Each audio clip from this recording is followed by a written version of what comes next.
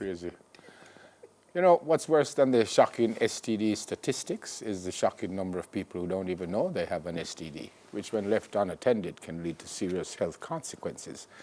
With us from the National Family Planning Board, Director of Health Promotion and Prevention, Andrea Campbell, and Youth Interventions Coordinator, Chantal Folks. Chantal in the yellow shirt or the gold shirt over there. Good morning to you both. Good morning. Welcome to Smile Jamaica. Thanks for having you. us. Go ahead. Miss Andrea, I suspect we're having this discussion now because of what we just read recently about our prisons. Is that so? Yes, partially. Do those statistics that we read, did that surprise you? No, it doesn't. And I'd just like to use this opportunity to clear up a little misconception. Now, persons are thinking that these persons got infected within the institution. No. In other words, categorically, when they went no, to... we are not saying that. Our program tests persons on entering the institutions. That's a part of the HIV program that we have within the institutions.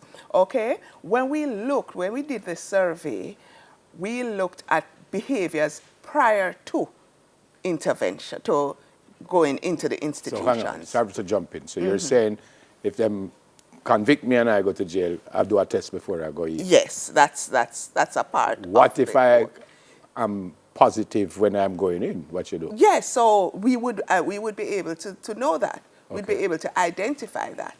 So persons within the institutions now would know their status.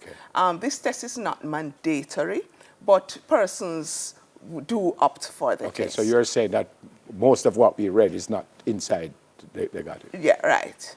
So when we look for the survey, when we looked at the behaviors prior to going into the institution, and it is the same behavior that we are seeing in the general public. The thing with this is that because the persons are within the institution, we got the opportunity to carry out the survey, and this is the result. But the behaviors are the same. Multiple partners, inconsistent condom use, low or no condom use, and also late seeking of treatment. And we know that men have very poor health-seeking behaviors. So hence we did the study, and that's what we And some people might think that because it's male-populated at a jail, it's homosexual behavior. Right, no, right. And we're trying to say, no, that's not the case. That's not the case. It has nothing to do with homosexuality. It's just that men, it's the same behavior that they have out on the street, and we recognize that when they're out in the community, they don't test. Okay. When we have our testing activities, men don't test. They use their partner's status to say, well, I'm safe. So they will say, oh, my mother had a baby last month, so she's all right. When the reality is that she might have tested positive, but depending on the relationship, she probably didn't disclose to him.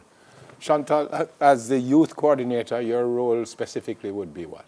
To work with the youth population to increase awareness and knowledge among this age group. How you do this?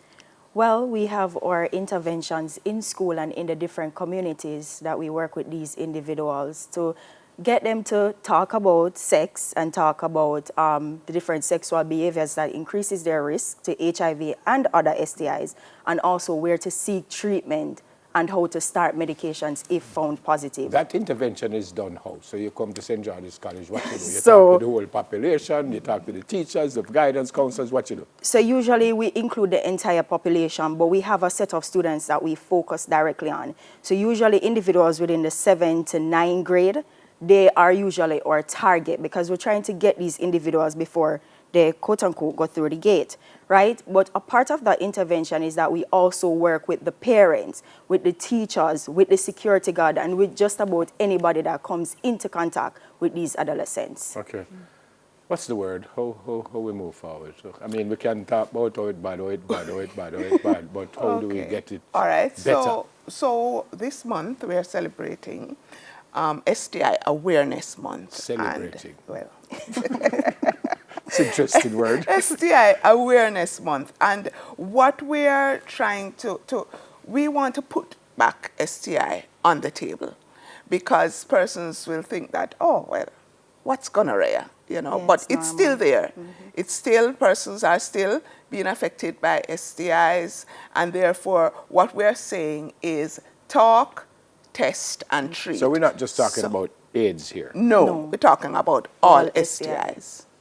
Okay, so we're encouraging persons to talk about sex.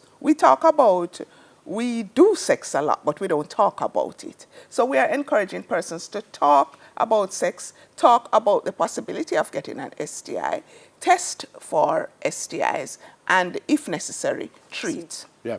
You suggested that you speak with the parents. So what you tell the parents to tell the kids? Talk to their children about sex. I know within Jamaica, sex is taboo. But if you as a parent don't talk to your child about sex, then somebody else will. And tell them what? Tell them not to have it. Tell them what you must tell them. You need to give them the correct information so that they are able to make And that informed correct decisions. information would be what? Would be basically wait until you are ready to have sex. When you have all the facts, because as Ms. Campbell pointed out, STI is happening. And individuals tend to think that it's normal. And so even the culture within the community that needs to change. to Yeah, get man. gonorrhea. Young Yes, people, yeah, yes. man. It's the normal thing. If you not get shot, Yeah. gonorrhea, Yeah. then it's like you're not a part of the in crew. And it's a part of your manhood.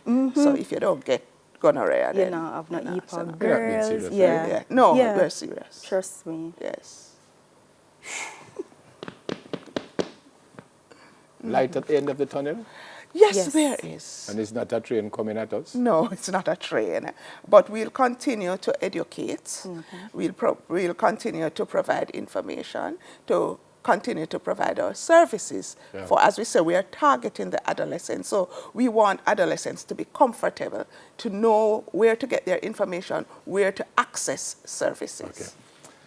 I'm not an expert, but I've said this on this program before, that I still don't understand, and I think it's one of the problems, why if you go to a pharmacy, you have to ask someone for a condom.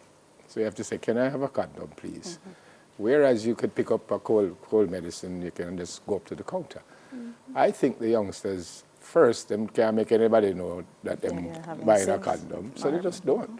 I mean, even as adults, it has happened to me that people kind of look at me, you're up to something. So I don't see why you can't pick it up and just go and pay for it. I personally think that's one of the problems. So the youngsters just don't go there and they have sex without condoms and they get themselves in problems, don't Definitely, definitely. they? You know? You have a big job. So we want to really encourage the behavior of persistent, consistent condom use at all times. So if they start early, then at least when they get to your age, it will be nothing. Yeah. By the way, condoms are given to the inmates? No. Condom is considered a contraband. So you can't go into the institution with condoms. Do we have, what's the word? Conjugal visits? Conjugal visits in Jamaica? Not that I know of. And probably this is something that the Department of Correctional Service needs to look at. So there should be no reason for you to need a condom if you're incarcerated. Right. But isn't that one of the problems too? That you know that don't we know that they're having sex in there? Or we don't know that? You don't know that. We're not sure. But there's the possibility, so, you know. And what you said, condom is considered A contraband? contraband, yes. Wow. Wow. Good to see you both. Thank you. Thanks Thank for coming. you. From the National Family Planning Board, Director of Health Promotion and Prevention, Andrea Campbell, and Youth Interventions Coordinator, Chantal Folks. More on Smile when we come back. Stay with us, please.